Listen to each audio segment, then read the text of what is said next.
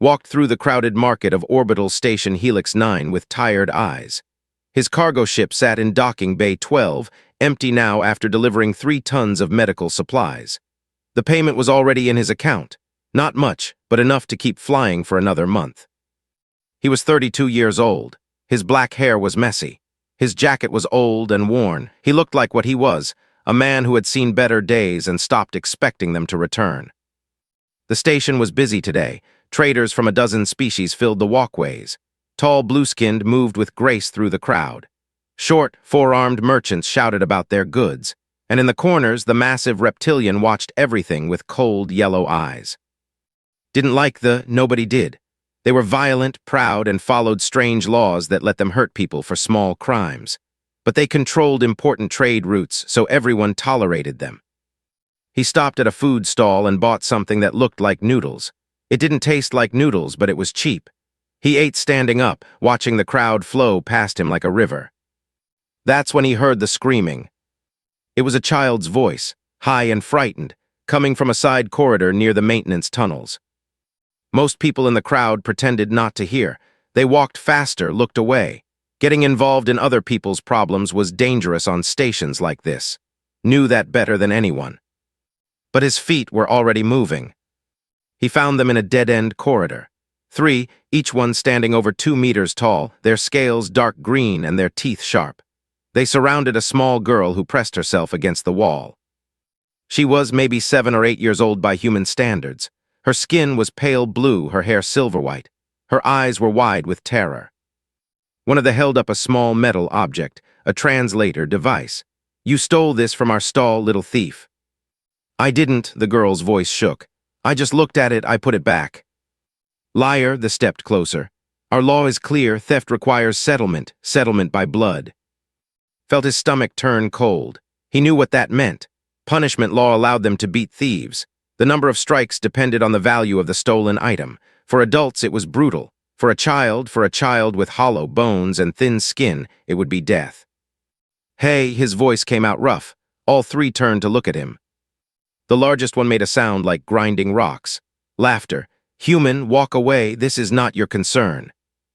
The girl says she didn't steal anything, stepped into the corridor. His heart was beating fast, but he kept his face calm. "Maybe you made a mistake." "We make no mistakes," the showed his teeth. "The item was in her hand. She dropped it when we caught her. By our law, this is theft. By station treaty, our law applies to our goods." Looked at the girl. She was crying now, silent tears running down her blue cheeks. She reminded him of someone, a girl on a colony ship years ago, a girl he couldn't save. "How many strikes?" he asked. The seemed surprised by the question. 7, the translator is valuable. 7 strikes from a would break bones, would rupture organs. The girl would not survive 3. "Your law allows substitution," said it before he could stop himself. "Someone else can take the punishment instead." Now all 3 stared at him. The leader tilted his massive head. "You know our law is human. I've been around. You would take settlement for this child, a child not of your species, not of your blood." Looked at the girl again. She stared back at him with confusion and hope mixed together. She didn't understand what he was offering. She was too young. "Yes," he said. They exchanged glances. Then the leader laughed again, that horrible grinding sound.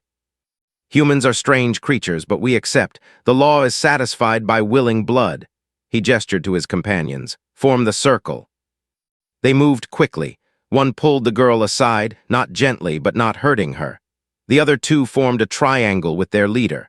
In the center was a space just large enough for one person to stand.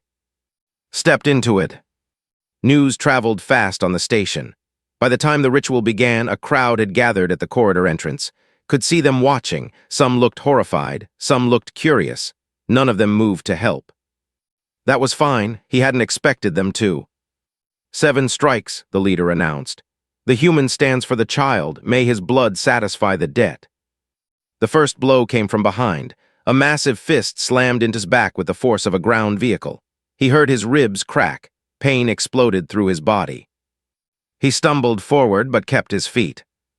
The second blow hit his left side. More cracking sounds. He tasted blood in his mouth. Still standing. The third blow was to his stomach. He felt something tear inside him. His vision went white for a moment. His knees wanted to bend. He locked them straight. They were no longer laughing. The leader's eyes had narrowed. This was not normal. Humans were supposed to be weak. Humans were supposed to fall. 4. His shoulders shattered. He couldn't feel his left arm anymore. 5. His back again. He heard gasps from the crowd. 6. His ribs, the ones that were already broken. He coughed blood onto the metal floor. The leader stepped close for the final blow. He looked into his eyes with something new in his expression. Respect, confusion, couldn't tell. "Why do you stand, human?" they asked quietly. "You could have fallen, the ritual would have ended, less pain for you." Forced his bloody lips into a smile. Then it wouldn't, Count, she wouldn't, be free. The 7th blow came. His world became nothing but pain, red and black and white all mixed together. His body screamed at him to fall. Every muscle, every bone, every nerve begged him to collapse. He thought of the girl on the colony ship, the one he couldn't save. He stayed standing. The corridor was silent, they stepped back. The leader's voice was strange when he spoke. "The settlement is complete, the debt is paid, the child is free." Only then did let himself fall. The last thing he saw before darkness took him was the girl running toward him, screaming something he couldn't hear. And behind her, pushing through the crowd, a woman with the same silver hair and blue skin. Her mother, he thought, good, someone will take care of her. Then there was nothing at all, had been in diplomatic meetings for 6 hours when her communicator buzzed with an emergency signal. The message was short, "Your daughter, market level, come now." She ran, a diplomat did not run.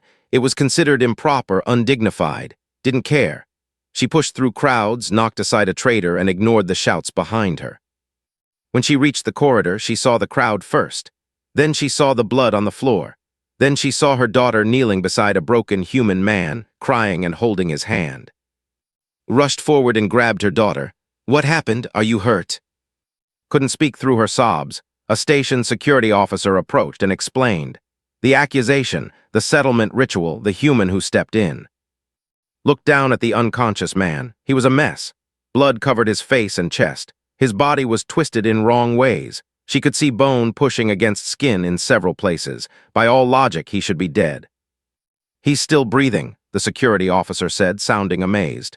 "Barely. The medical team is on the way." No made a decision instantly. "Medical Bay, our technology is better. I'm authorizing it." "Ma'am, he's human. The medical wing doesn't treat." "He saved my daughter's life." His voice was ice. "He is under my protection now. Move him carefully." They moved him. For 3 days, floated between life and death. The doctors worked on him with confused expressions. They had never treated a human before. They didn't understand how he was still alive. "His injury should have killed him," the chief doctor told. 7 direct blows from his skeleton is fractured in 14 places. He has internal bleeding in 3 organs, but his body keeps fighting. It refuses to stop. Stood by the window of his room, watching the machines breathe for him. Humans are stubborn. This is beyond stubborn, ambassador. This is something else. On the 4th day, he opened his eyes. Was there when it happened. She had been coming every few hours, telling herself it was just obligation. He saved her daughter. She owed him her attention. That was all. His eyes were dark brown, almost black. They focused slowly, taking in the white ceiling, the medical equipment, and finally her. The girl, his voice was a broken whisper. "Is she safe?" Felt something move in her chest. His first words, not "where am I" or "what happened" or "am I dying?" His first thought was for. "She's safe," said, "because of you." He closed his eyes and smiled. It was a small smile, weak and tired, but real. Good. "Why?" The question came out before could stop it. "Why did you do it? She's not your child, she's not even your species, you don't know us." Was quiet for a long moment. When he spoke, his voice was stronger, though still rough. "I knew a girl once, on a colony ship during the border wars, same age as your daughter. There was a fire in the lower decks. I was supposed to evacuate, follow orders, but she was trapped." He paused, and pain crossed his face, not physical pain, something deeper. "I followed orders, I left her, she died." Said nothing. "I told myself it wasn't my fault. I was following commands. I couldn't have saved her anyway. I told myself that for years." He looked it directly. "It was all lies. I could have tried. I should have tried. I was a coward." So my daughter... I couldn't walk past again, couldn't leave another child to suffer because it was easier to look away. He laughed, but it turned into a cough. Maybe that makes me stupid, but at least I can sleep now. Over the next 2 weeks, healed. Medicine was advanced, but even it couldn't rush the process completely. He spent his days in the medical bay, slowly regaining strength. And he was never alone. Came every day, at first tried to stop her. The man needed rest, she said, but was stubborn in the way only children can be. She sat by his bed for hours, drawing pictures, telling him about her day, asking endless questions. Why are human eyes that color? Why don't you have marks on your skin like us? What's Earth like? Do you have a family?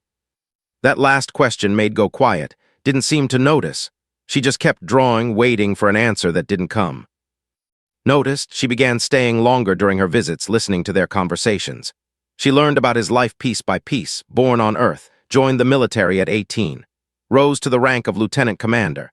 Then, during a conflict at the border systems, he refused to fire on civilian vessels that his commanders claimed were hiding weapons. They weren't. He was right, but being right didn't matter. They discharged him anyway.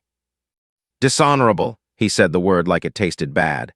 10 years of service, dozens of missions, and they threw me out because I wouldn't kill innocent people.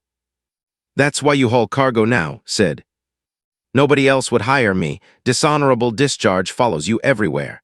He shrugged, then winced at the movement. Cargo doesn't care about your record. Cargo just needs to get from one place to another. Looked up from her drawing. I think you're honorable, she said seriously. You stood for me. Looked at the girl with soft eyes. Thank you, little one. That means more than you know. As the days passed, found herself thinking about him when she wasn't visiting. During diplomatic meetings, she would remember something he said and lose track of the conversation. At night, she would lie awake wondering why this strange, broken human affected her so much. Lived for centuries. They valued logic over emotion. They considered humans to be primitive, violent, and short-lived and ruled by feelings. Everything had been taught said she should feel nothing but polite gratitude for this man. But when she saw laugh at his jokes, when she heard him tell stories about Earth's oceans and mountains, when she watched him struggle to walk again with determination that bordered on madness, she felt something growing. Something she hadn't felt since her husband died 3 years ago. Then the message came that changed everything. A trade lord named had arrived at the station. He was powerful, wealthy, and furious. The 3 from the market were his younger cousins. They had told him what happened, how a human had survived their settlement ritual, how he had made them look weak in front of other species. Demanded a meeting with the station council. His request was simple: hand over the human for proper punishment or give him the child as compensation. Read the message 3 times. Her hands were shaking, not with fear. With rage. She walked to the medical bay and found sitting up in bed, reading something on a data pad. He looked up when she entered, and his smile faded when he saw her expression. What's wrong? Told him. When she finished, was quiet for a long moment.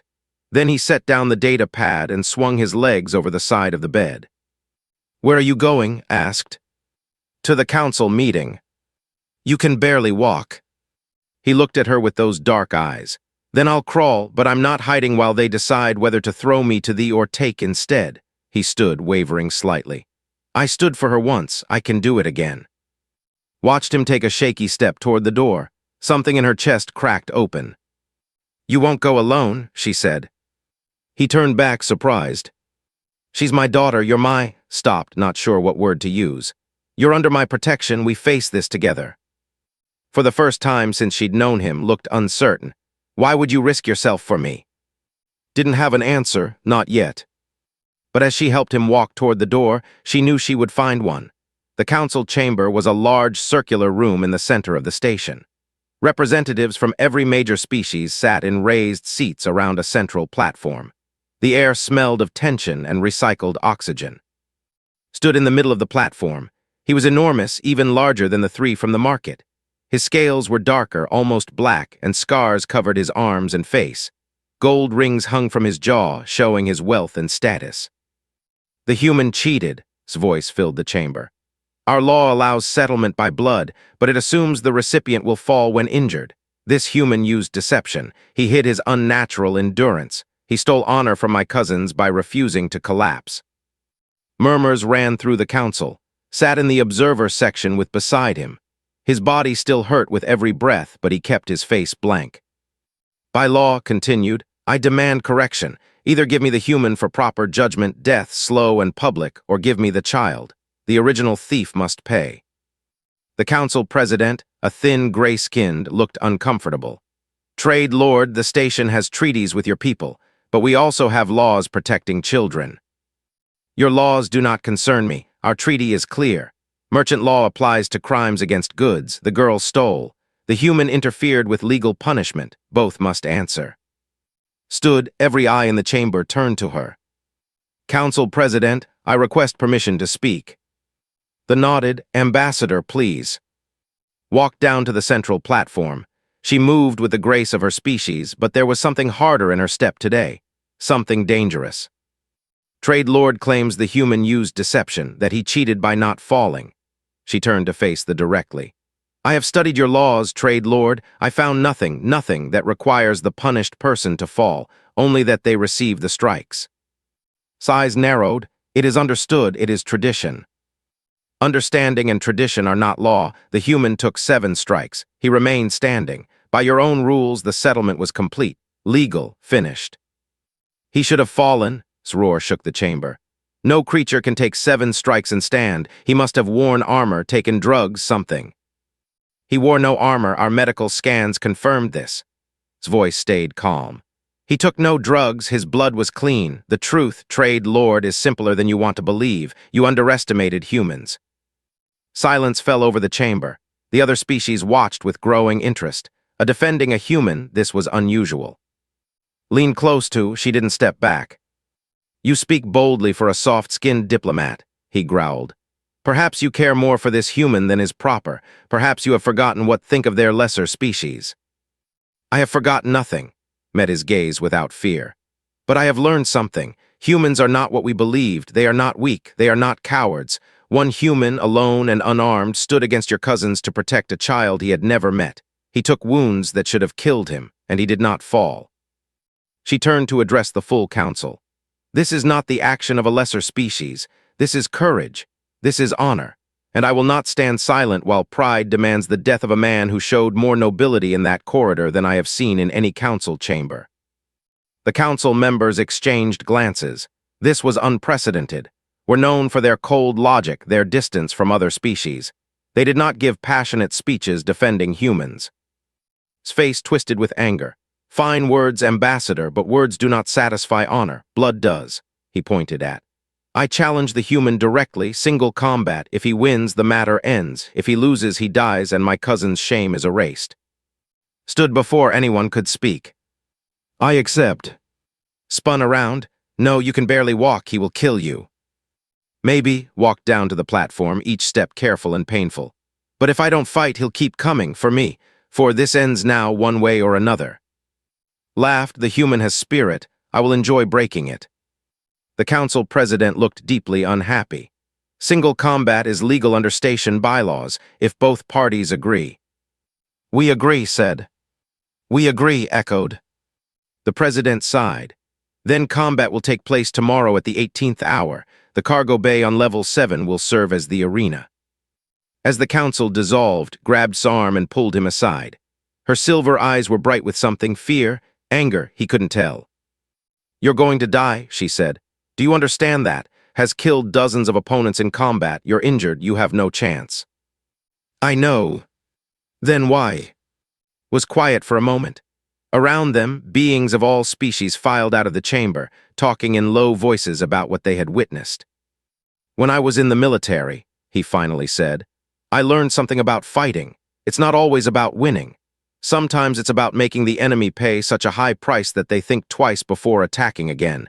Even if I lose, I can hurt him. I can make him remember that humans don't go down easy. That's not good enough, his voice cracked. Cries for you every night. She calls you the standing man. She's already lost her father. She can't lose you too. Stared at her. What about you? What? You said can't lose me. What about you? What would you lose? She didn't answer. She couldn't. The words stuck in her throat. Before she could find them, her communicator buzzed. A message from Earth space, from Admiral of the United Terran Fleet. She read it twice, then showed it to Ambassador. We have received reports of what happened on Helix 9. Lieutenant Commander's actions are being reviewed at the highest levels. Whatever happens tomorrow, know this: humanity sees him, humanity remembers, and humanity does not forget its own. Read the message with an unreadable expression. He was my commander once, he said quietly. Before everything went wrong, he's a good man. He's watching, they all are. Handed back the communicator. Then I'd better put on a good show. That night couldn't sleep. She walked through the station's quiet corridors until she found herself outside's quarters. She stood there for a long time, her hand raised to knock, unable to decide. The door opened anyway. Stood there in simple clothes, looking as tired as she felt. I heard you packing. You walk very quietly, but I've learned to listen. Can I come in? He stepped aside. His quarters were small and simple. A bed, a desk, a single window looking out at the stars. No decorations, no personal items. The room of a man who had stopped expecting to stay anywhere. You should be sleeping, said, resting before tomorrow. I've been trying, my mind won't stop. He sat on the edge of the bed. I keep thinking about what happens if I fail, what happens to you. Don't think about us, focus on surviving. He laughed softly. That's the problem. Before, I didn't really care if I survived. Life was just moving from one job to the next, waiting for something to give it meaning. He looked at her.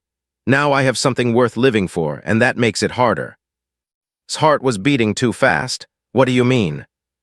You know what I mean. The silence stretched between them. Outside the window, stars drifted slowly past as the station rotated. I lost my husband 3 years ago, said.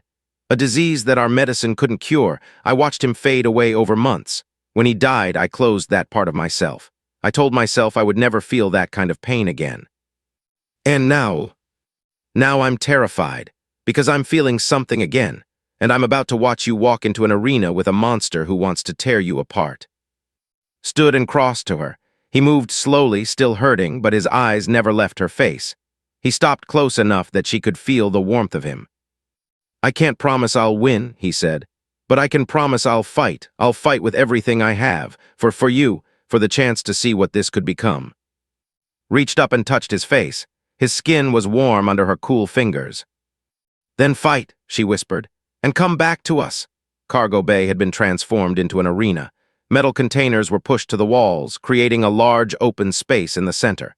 Viewing platforms had been set up around the edges, and they were packed with spectators from every species on the station. This was the most exciting thing to happen on Helix 9 in years. Stood at one end of the arena, rolling his shoulders and testing his body. The doctors had done their best, but he was still far from healed. His ribs ached with every breath. His left arm was weak. Moving too fast made his vision blur. Across the arena waited. The massive had stripped to the waist, showing scales that looked like armor and muscles that could crush stone.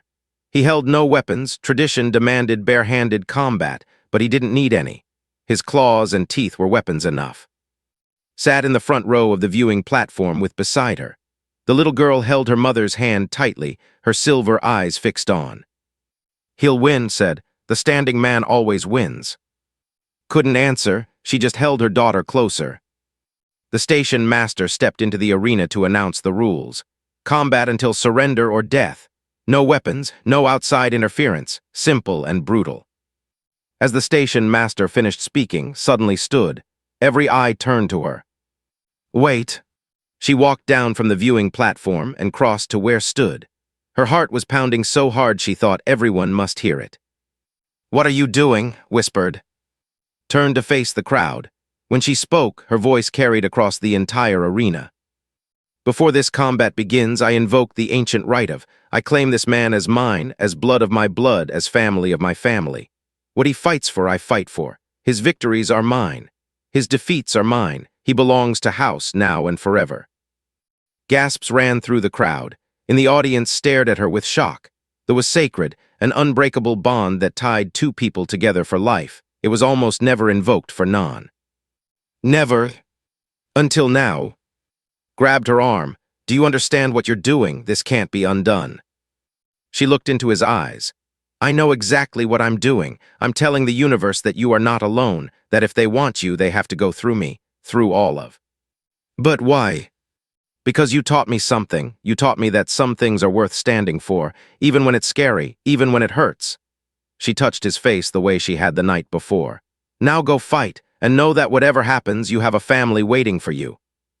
She walked back to the viewing platform, was bouncing with excitement. Mama, does this mean he's ours now? Yes, little one, he's ours. In the arena, faced with something new in his chest, a warmth that spread through his tired body, a reason to survive that went beyond stubbornness. The station master raised his hand. Begin. Charged immediately, he moved fast for his size, faster than expected. A massive fist swung towards head. He dodged, barely, feeling the wind of the blow pass his face. Another swing, another dodge, was testing him, seeing how he moved, looking for weakness. He found it quickly. A feint towards right, then a real strike to his left side, his weak side. The blow connected with his injured ribs, felt something crack again. Pain exploded through him. He stumbled but didn't fall. Laughed, still standing. Good, I want this to last. He attacked again, a flurry of strikes that couldn't fully avoid. A claw raked his arm, drawing blood. A fist caught his shoulder, spinning him around. An elbow to his back sent him to his knees. The crowd was quiet. This wasn't a fight. This was an execution in slow motion. Pushed himself up. Blood dripped from his arm onto the metal floor. Circled him like a predator playing with food. Why don't you stay down, human? Every time you rise, I just hurt you more. Spat blood and smiled, because staying down isn't what humans do. He attacked. It was desperate and wild, but it was unexpected. Had been playing with him, not expecting a real assault. His fist connected with his jaw, not hard enough to do real damage, but enough to make him step back. Before could recover, hit him again, and again. He threw everything he had into each blow, knowing he couldn't keep this up, knowing he had seconds at most. Roared in anger and swung blindly, ducked under the blow and drove his knee into the stomach. It was like kneeing a brick wall, but he felt something give slightly. Then caught him. A massive hand closed around his throat and lifted him off the ground. His feet kicked uselessly in the air. He couldn't breathe. Enough games, growled. Time to die. Looked past to where and sat. The little girl was crying. His face was pale, her hands gripping the railing. He couldn't give up, not now, not when they were watching. His hand found his wrist. He couldn't break the grip, though it was too strong, but he didn't need to break it, he just needed to survive long enough. He dug his fingers into the soft tissue between scales, a spot he had noticed during the fight. Soft, vulnerable, this one weakness. Screamed and dropped him. Hit the ground hard but rolled immediately, coming up in a crouch. Air flooded back into his lungs. His vision was spotted with black, but he could see staggering back, clutching his wrist. You fight dirty, hissed. I fight to win. The next few minutes were the longest of his life. Attacked with renewed fury, no longer playing, couldn't dodge everything. He took hit after hit, his body screaming for him to stop, to fall, to rest. He didn't fall. Each time he went down, he got back up. Each time thought he had won, found his feet again. The crowd had stopped murmuring. They watched in stunned silence as this broken human refused to stay down. Why won't you die? Was breathing hard now, exhaustion creeping into his voice. He had thrown dozens of blows, each one strong enough to kill a normal human, but this human wasn't normal. Could barely see. Blood covered his face. He was fairly sure his left arm was broken again. His ribs ground together with every breath. But he was still standing. Because, he coughed blood, because I have something to live for, something worth fighting for, and I won't let you take that away. Lunged for a killing blow, and overextended. Had been waiting, conserving what little strength he had left for one moment, one chance. He stepped inside's reach and struck, not with his fist. With a small blade he had hidden in his boot, illegal in single combat, but had stopped caring about rules the moment threatened. The blade touched his throat, not deep, just enough to draw a thin line of blood. The arena froze. Yield said, his voice barely a whisper. Could have continued. The wound was minor, but to continue meant to admit that a human, a broken, bleeding, half-dead human, had gotten a blade to his throat. The shame would follow him forever. Yield repeated, And this ends? Walk away. Forget about the girl. Forget about me. Go home and tell your people that humans are not worth the trouble. For a long moment didn't move. His yellow eyes burned with hatred. Then slowly he stepped back. I yield. The words hung in the air. Nobody moved, nobody spoke. Drop the blade, it's over. He turned toward and he took one step, two. His vision was fading, his body had nothing left. But he saw them, standing, reaching for him, running toward the edge of the platform. He made it 3 more steps before his legs finally gave out. The last thing he heard before darkness claimed him was the sound of ships dropping out of hyperspace above the station. Human ships, a whole fleet of them, their engines lighting up the darkness like new stars. Humanity had arrived, woke to the sound of soft voices and the hum of medical equipment. His body felt strange, not good but not the screaming agony he expected. He opened his eyes slowly. The room was different this time. Larger, brighter, human technology mixed with, and sitting by his bed, holding his hand, was... He's awake, she jumped up and ran to the door. Mama, he's awake. Appeared moments later, moving quickly but trying to look calm. She failed. Relief flooded her face when she saw him conscious. You scared us, she said, sitting on the edge of his bed. Again. Sorry, his voice came out rough. How long was I out? 3 days, the human doctors and our doctors had to work together. Your body was... She paused, searching for words.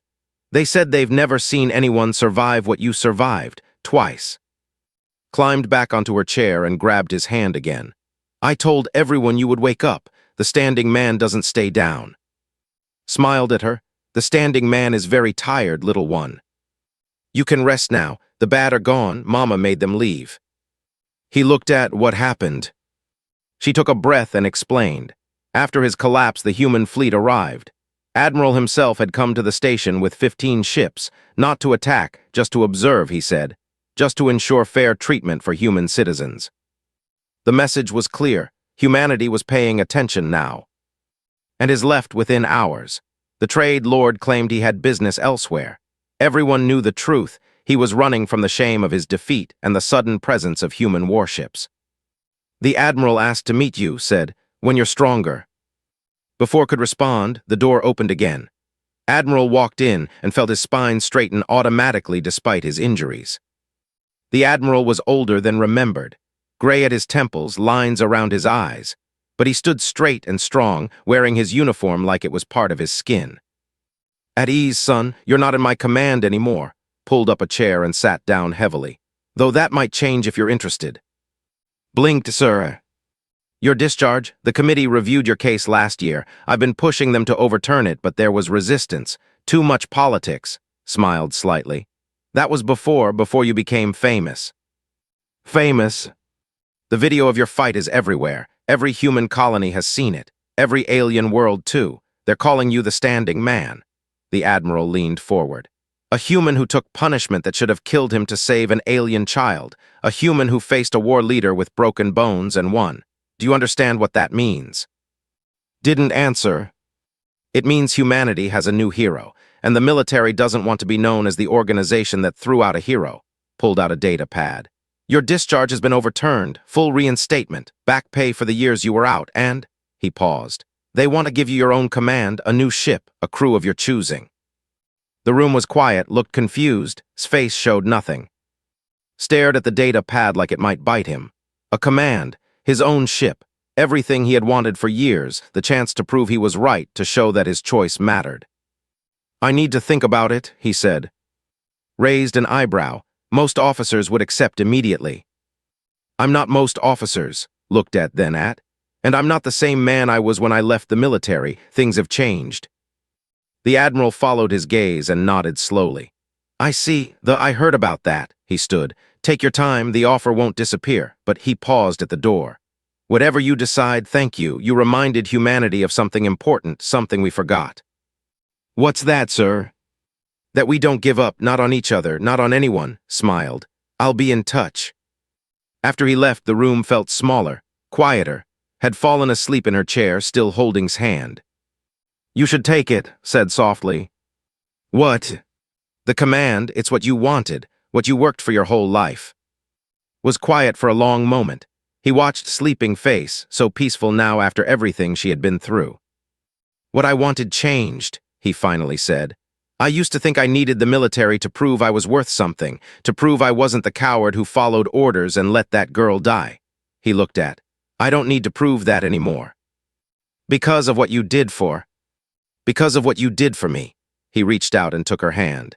"You claimed me in front of everyone. You tied your family's honor to a broken human cargo hauler. Why?" Silver eyes were bright. "Because you're not broken. You're the strongest person I've ever met. And because," she hesitated, "because was right, you're ours. You have been since the moment you stepped into that corridor." "And what does that mean for us?" She smiled, a real smile, warm and unguarded. "It means you have a home now. It means has a father. It means I have." She stopped, blushing slightly. "It means I don't have to be alone anymore." Pulled her closer, ignoring the protest from his injured ribs. "I can live with that." 2 months later, a new ship launched from the station's docks. It was a beautiful vessel, joint Terran design, the first of its kind. Fast and strong and built for exploration rather than war. Admiral had offered a military command, had counteroffered a diplomatic ship instead, a bridge between species. Human crew mixed with, traveling to new worlds and showing them that different peoples could work together. The Admiral had agreed. Some said he was disappointed, others said he was proud, probably both. Stood at the main viewport as the station fell away behind them. Stars stretched to infinity ahead, a whole galaxy waiting to be explored. He felt small arms wrap around his leg, had appeared silently as she often did. "Where are we going first, Father?" He still wasn't used to that word. Every time she said it, something warm bloomed in his chest. "Wherever we're needed, little one." Footsteps behind him joined them, sliding her hand into his. She didn't need to speak. After everything they had been through, words felt unnecessary. They stood together as a family, human and bound by choice rather than blood, and watched the stars stream past. The galaxy had countless warriors who could win fights, empires built on strength and conquest, species who measured worth by power and wealth. But had shown them something different. He had taught them that true strength wasn't about how hard you could hit. It was about how much you could endure, how many times you could fall and still get back up, how far you would go to protect someone who needed you. They had a word for it now, whispered with grudging respect, the one who stands. Humans had a simpler way of saying it. A good man. Watched the stars with his daughter at his side and his partner's hand in his. And for the first time in longer than he could remember, he felt like he was exactly where he was supposed to be. The universe was vast and dangerous. There would be more challenges ahead, more fights, more choices that seemed impossible. But he wouldn't face them alone anymore. And when the galaxy pushed, he would push back, not because he was stronger than everyone else, not because he couldn't be hurt, but because some things were worth standing for. No matter how many times you had to get back up.